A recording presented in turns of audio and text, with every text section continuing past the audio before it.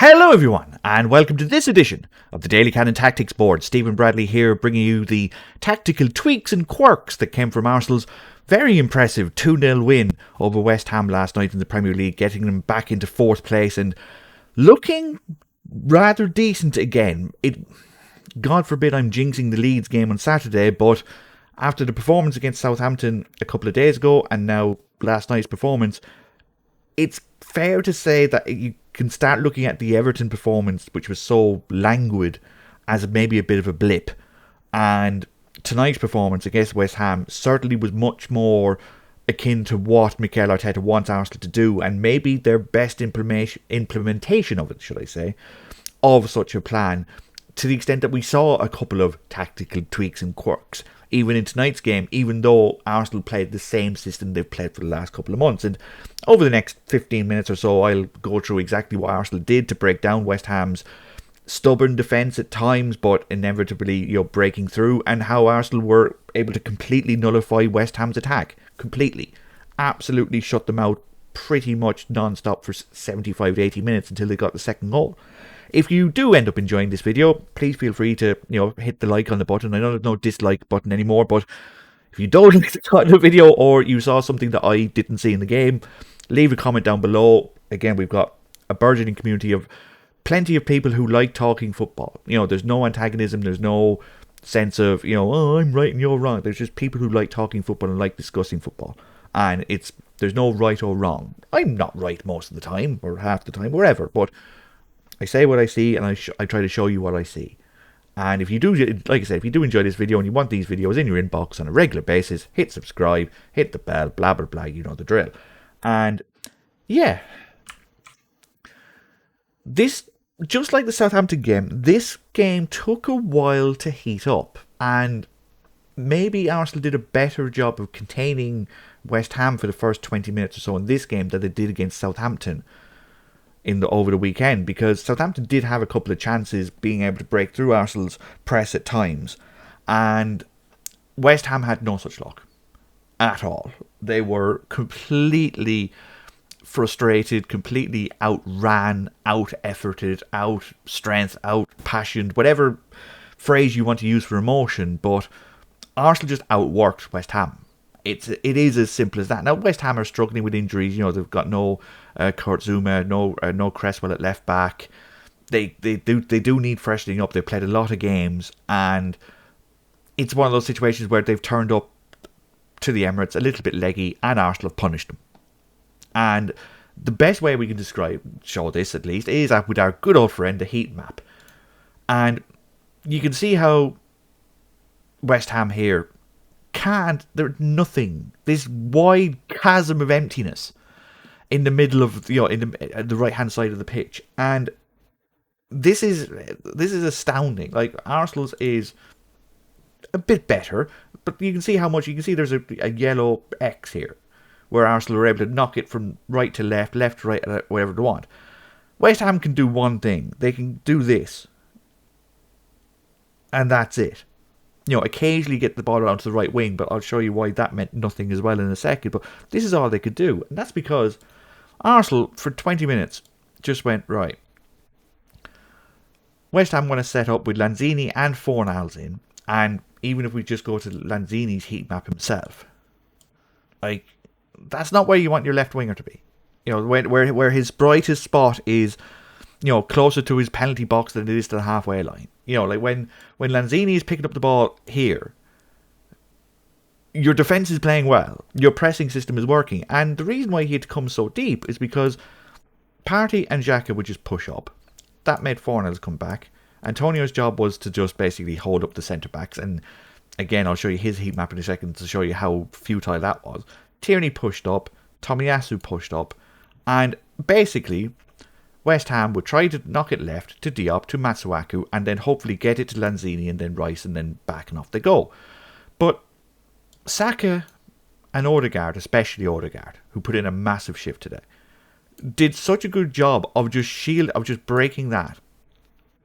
And Arsenal were organised almost like a rugby union defensive line where they moved in. It was like, you ever watch like a back four moving? They were doing that themselves. Like, Martinelli was doing a lot of defensive running just to cover off, any sort of long ball here, then Lacazette would just stand in the middle. And then it was up to Odegaard and Saka to make sure that anything Matsuaku and Diop did, or if Lanzini came back, or if Fornells came back, or if Rice came back, they just made sure there was just no passing lane.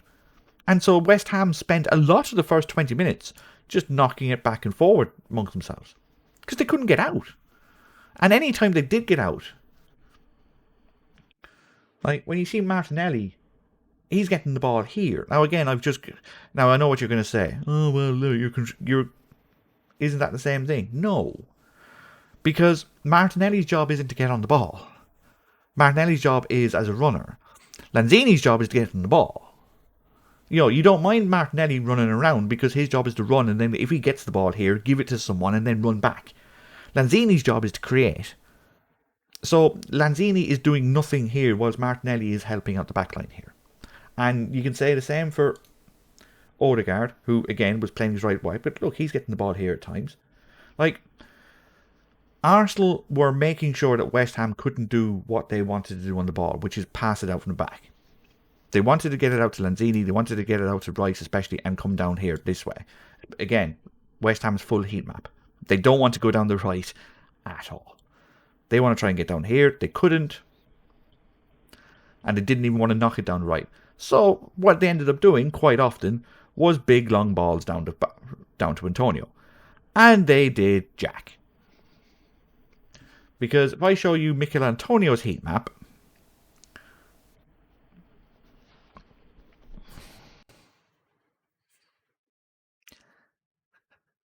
is that where a striker plays? Maybe it's me. I'm new at this. But when your striker, when your centre midfielder, or at least your most creative attacking midfielder gets the ball here, and your striker is getting the ball here, it's safe to say that your defensive plan is working. Wouldn't you say? And that's comes from drilling them in training, where it's a point where not only does Saka know to cover this because he knows Tomiyasu is going to be behind him to cover this side, so Saka can gamble a bit and cut in. Because Odegaard knows Saka's going to cut in, now Odegaard knows he can do this because Saka's covering here because Tomiyasu's cutting there. And it's just chemistry. It's just months on the training ground, working together, playing together, knowing each other players' tendencies, the way they run. And Lacazette is the key to all this, because as we've seen with Aubameyang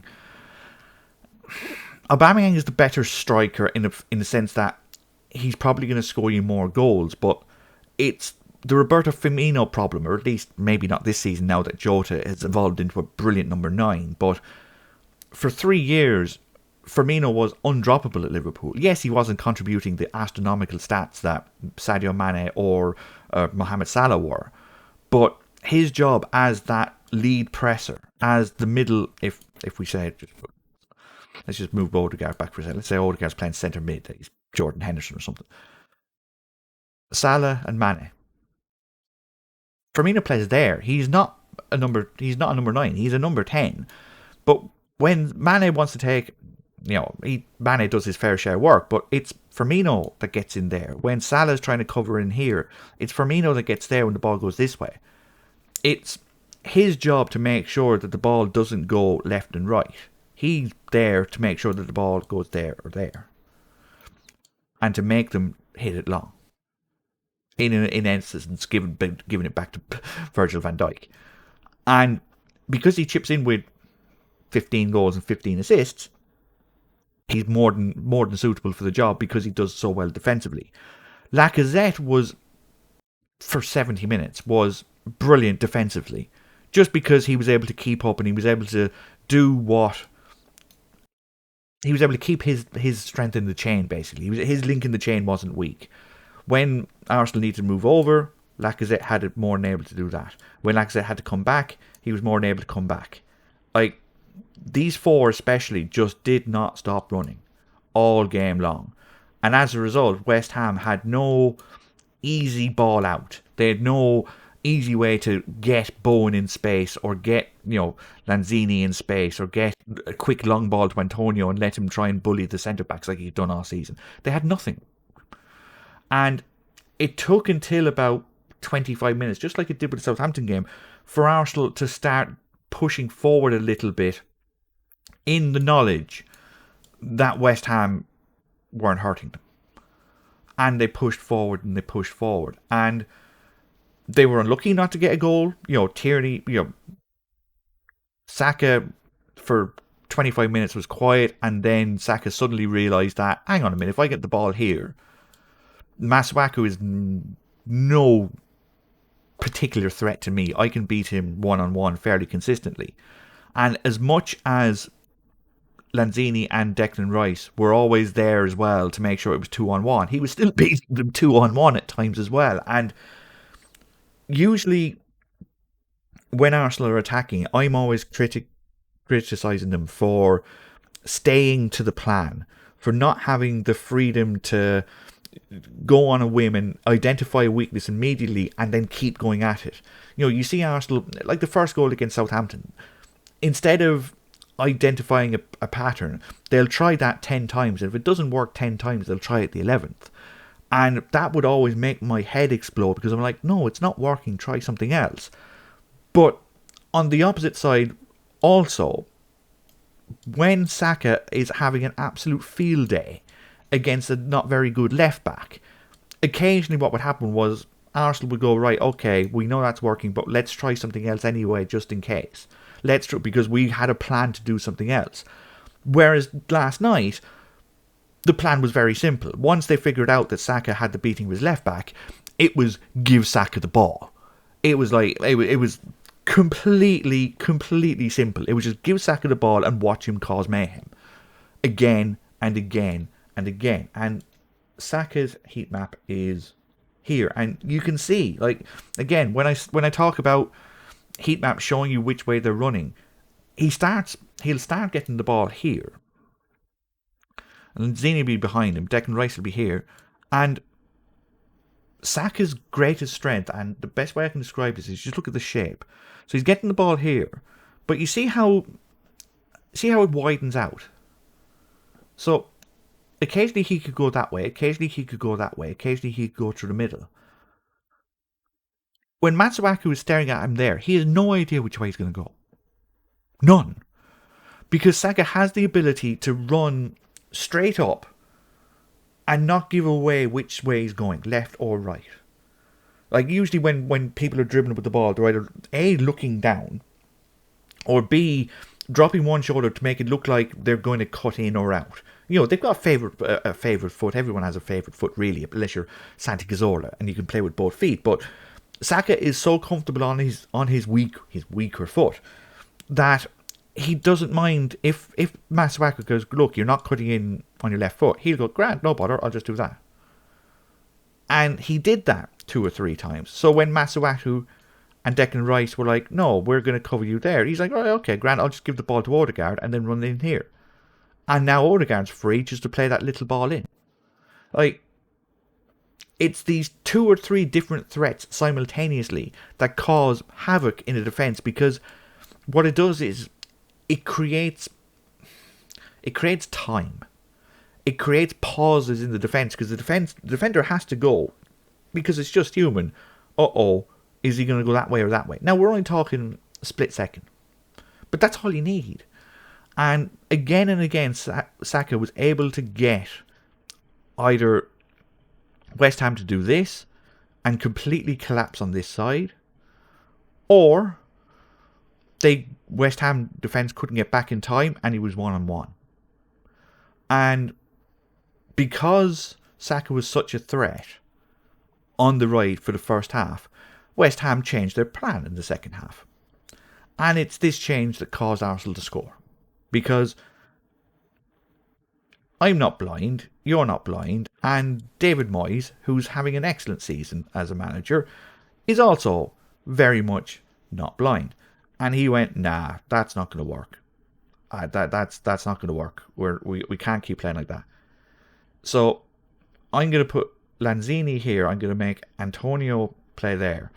And because Antonio is pretty much my quickest player, he can get back to Saka. And Wright is going to go there, and Fornells is going to go there. And we'll just make sure that, when Saka gets the ball, he's already got a crowd and he's not able to do what he wants. And Matsuaku will always have help and it'll be fine.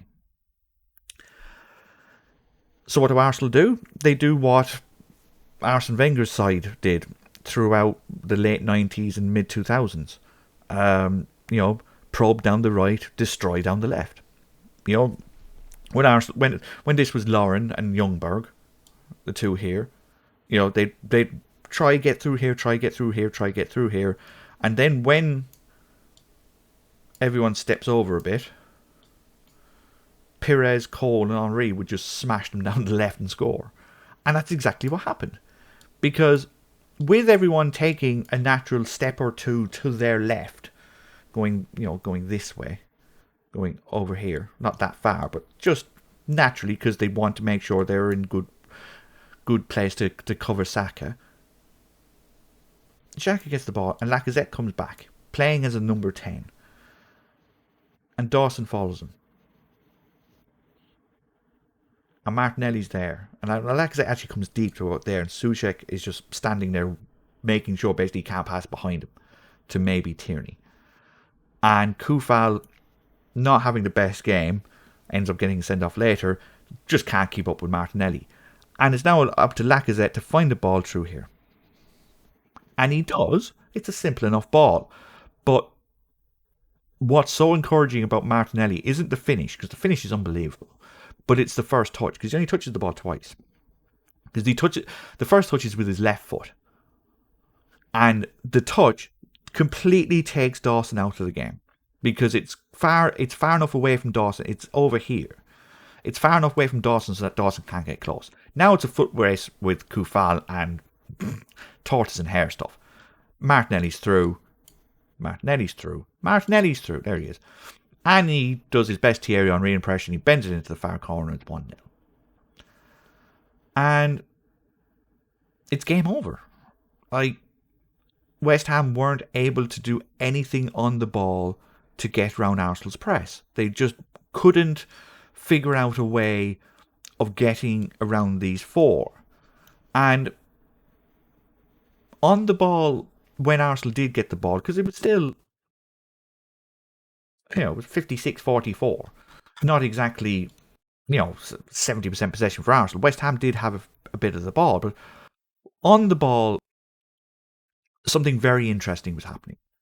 Because, like I said earlier, with pressing, when you know where someone else is going to be, you end up finding yourselves in a different position to maybe you should be, because you know other players behind you are covering that space. You just know that if Odegaard goes here, Odegaard's going to go here at all times. So Partey can just sit behind him and go, right, if he gets dispossessed, I know he's going to be there. So he can drift over right a little bit. Same with, when Tierney goes down there, Xhaka knows in the back of his head that pass is always going to be on. So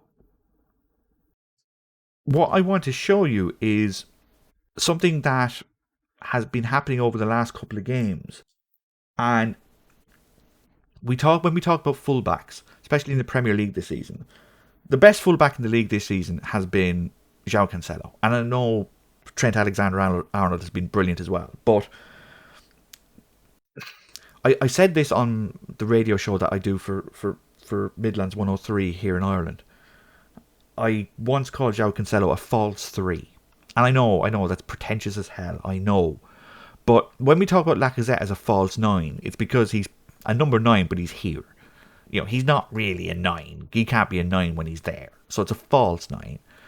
And with João Cancelo, whether he plays left back or right back, we've seen him this season. He leads the passes completed stat by like 300 right now. And it's because he doesn't play fullback. He plays centre midfield. And he can do that in the knowledge that when he's got Kyle Walker here as right back, Ruben Diaz, John Stones there, he knows there's 3 lads behind him, no problem. He knows that this is going to be in front of him because it's what happens when Manchester City have the ball. Everyone just sits back. It's 10 of them. And basically to create overloads. Pep throws another player in there. He pushes a centre forward, whether it's Bernardo Silva or Kevin De Bruyne, and you get this 3-2-5 that everyone wants up front. But it's with the full back here, a forward, a centre midfielder, a forward, and forward. And it's just a case of everyone running around, trying to cause havoc, being comfortable in 4 or 5 different positions, and they just rip you apart. I want to show you something interesting, because I picked up on it about halfway through the first half, and I know he's been doing it for a little bit, but not to this extent, because I need to put everyone back. Fornals, Bowen, Rice. There. Well done, Stephen. When like this, obviously it's 4-2-3-1, Partey goes forward, Xhaka goes there, blah, blah, blah. Or the other way around. Or Martinelli goes there, Tierney goes up front, and you get your 3-2-5 again. What if 3-2-5 isn't enough? What if, let's just say, you wanted to go completely insane and push Xhaka a little bit further forward, Partey to go there, and Tomiyasu was to go here? That would be madness, right? That would be madness.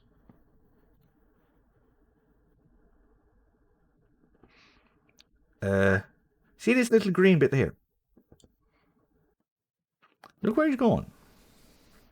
That's not an overlapping. That is not an overlapping fullback.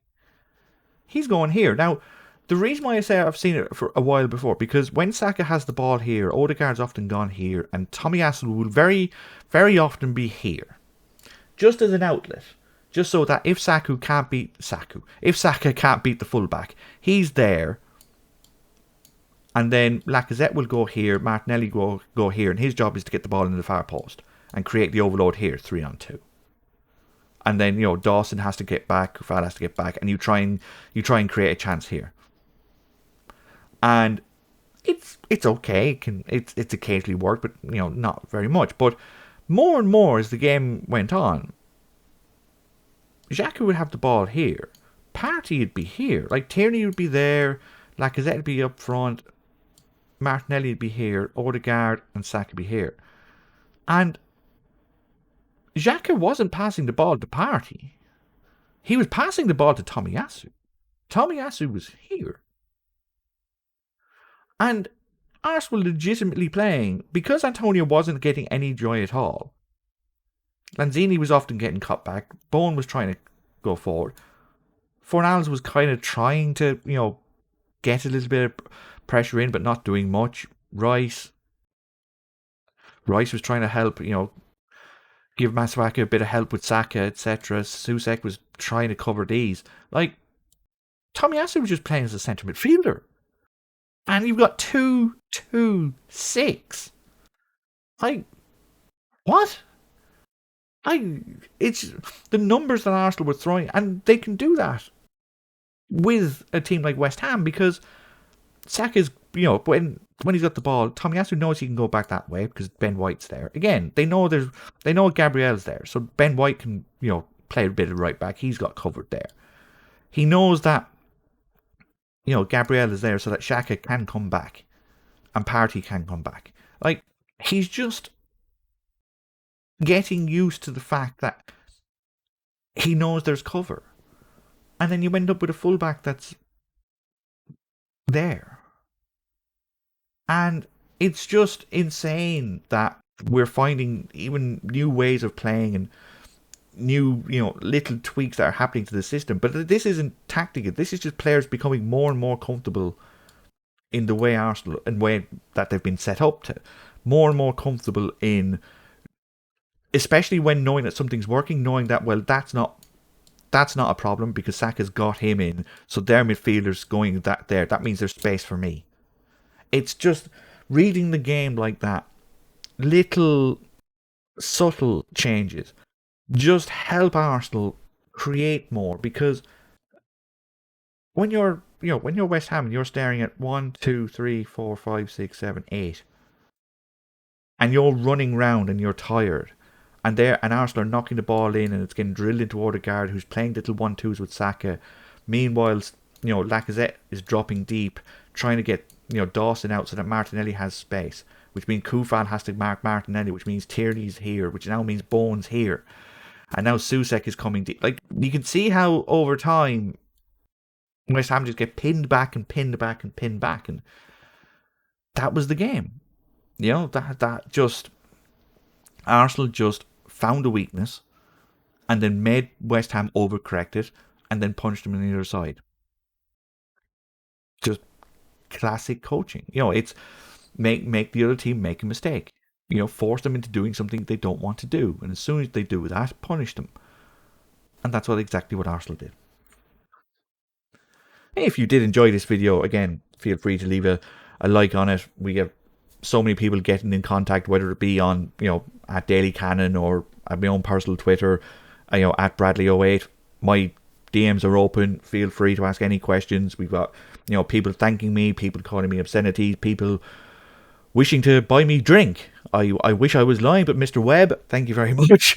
And it's one of those situations where, I don't want this to be a channel where no one talks to me or I don't talk to you. Like, it's a community, it's football, we're all Arsenal fans, we all watch the same game. Hopefully I bring something interesting and different to you that you like seeing, helps you watch the game maybe in a better light, and then you see something that I didn't see, and then I can learn myself. It's very simple, but it's honest work, and it seems like plenty of us are enjoying it right now, so thanks very much. Bring on Leeds on Saturday. We can only expect them to be in good form after getting tonked 7-0 by Manchester City on Saturday. But Arsenal are in good form right now. Confidence. Not sure it suits me. I'll see you next, High Viewer. Cheers.